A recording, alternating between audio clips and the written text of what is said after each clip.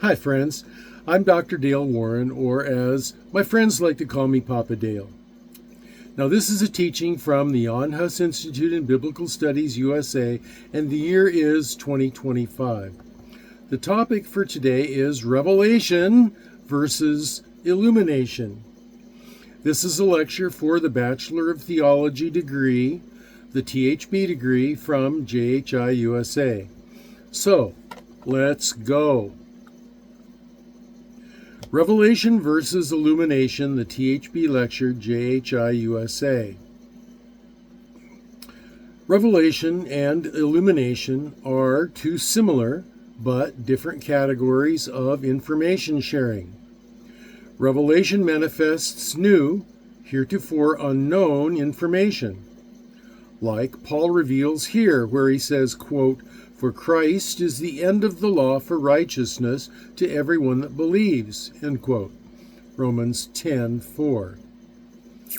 Illumination sheds new light, a new perspective that illustrates a previously declared set of information, such as Paul uses Hagar and Ishmael versus Sarah and Isaac to illustrate the contrast of the law versus faith in God's plan of salvation. Scripture says, quote, "For it is written that Abraham had two sons, the one by a bondmaid, the other by a free woman," end quote. And again, quote, "But he who was of the bondwoman was born after the flesh, but he of the free woman was by promise." And so this is the illumination of a previous revelation. Revelation can redirect doctrine and practice. Illumination changes no doctrine, but only aids in understanding. The following scriptures are all strong warnings against receiving any new revelation. And anyone who tells you they have a new revelation, you should just run away from, or walk away from. You don't have to run. But there are folks who like to say that they have new revelation. Like there are folks called the Mormons. They claim that they have new revelation. That's not what the Word of God says. Here are the strong warnings against receiving new revelation. Number one, we can see in Proverbs 35 through 6. It cautions us not to add to his words, saying, quote, "Every word of God is flawless. He is a shield to those who take refuge in him. Do not add to his words, or he will rebuke you and prove you a liar," end quote. Number two, Deuteronomy 4:2 warns us not to add or take away from God's commands. Scripture says, quote, "Do not add to what I command you, and do not subtract from it, but keep the commands of the Lord your God that I give you," end quote. And that was Moses quoting God. Number three, Deuteronomy 12, verse 32. This warns, saying, quote, "What things soever I command you, observe and do it. Thou shalt not add thereto, nor diminish from it." Number four, Revelation 22:18 through 19 says, quote, "I testify to everyone who hears the words of the prophecy of this book. If anyone adds to them, God will add to him the plagues which are written in this book. And if anyone takes away from the words of this book, of this prophecy, God will take away his part from the tree of life and from the holy city, which are written in this book," end quote. Number five warning is 2 Peter 1:3, which says, quote, "According as his divine power hath given," past tense, "unto us all things that pertain to life and godliness, through the knowledge of him that hath called us to glory and virtue," end quote. Now, I believe in the doctrine of progressive revelation, but Revelation was only ever given through very special, 1 in a billion, usually only 1 in many generations, selected prophets and later apostles who were in direct communication with Yahweh. They were often reluctant to receive this burden and were well recognized by the faithful as having this calling. Many, who were also prophets and did not have this revelatory role, were people like Gad, Nathan, even Elijah. Most of the original 12 left no revelatory legacy, but they illuminated the Scripture to God's people.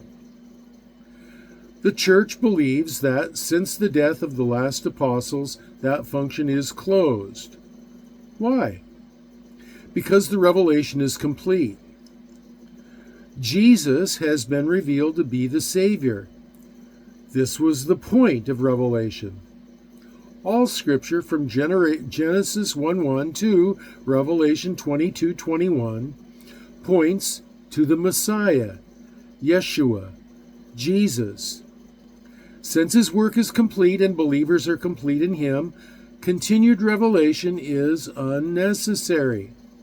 Quote, "For in him dwells all the fullness of the Godhead bodily, and you are complete in him, which is the head of all principality and power." End quote. Colossians 2:9-10. Our completeness in him is only possible with the completeness of the revelation. Let me read that again. Our completeness in him is only possible with the completeness of the revelation. If the revelation's not complete, then there's something else that we have to do or know or understand in order to be complete in him. But Scripture says we are complete in him. The purpose of progressive revelation was to lead us to Christ and to life in him. Quote, "God, who at sundry times and in diverse manners spake in time past unto the fathers by the prophets, has in these last days spoken unto us by his Son, who he has appointed heir of all things, by whom also he made the worlds." This is Hebrews 1:1-2. The Son is spoken. The Son has revealed himself. Now, this verse warns of false teachers with false revelations, false doctrine, and hence false gospels. It says, quote, "I gave all diligence to write unto you of the common salvation. It was needful for me to write unto you and exhort you that you should earnestly contend for the faith which was once delivered unto the saints."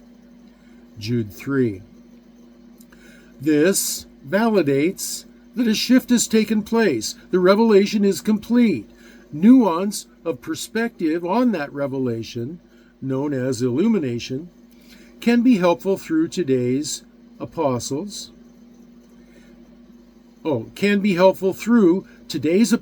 Pastors, prophets, and teachers, but their authority derives not from direct communication with God, but from submission and obedience to the Scriptures as illuminated by the Holy Spirit. Today's apostles and prophets have a different role. That role is one of illumination, illustration, and exhortation, not revelation. New revelation, new teaching is what every false teacher and false prophet has trumpeted from the days of Paul to today.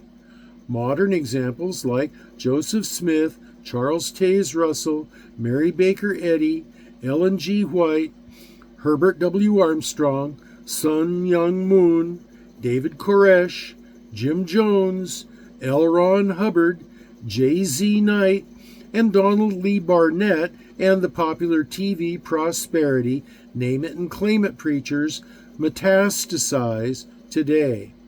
They lead many astray. Jesus said this, quote, "And many false prophets will appear and deceive many people," end quote. Matthew 24:11. he said this about what would happen in the end times.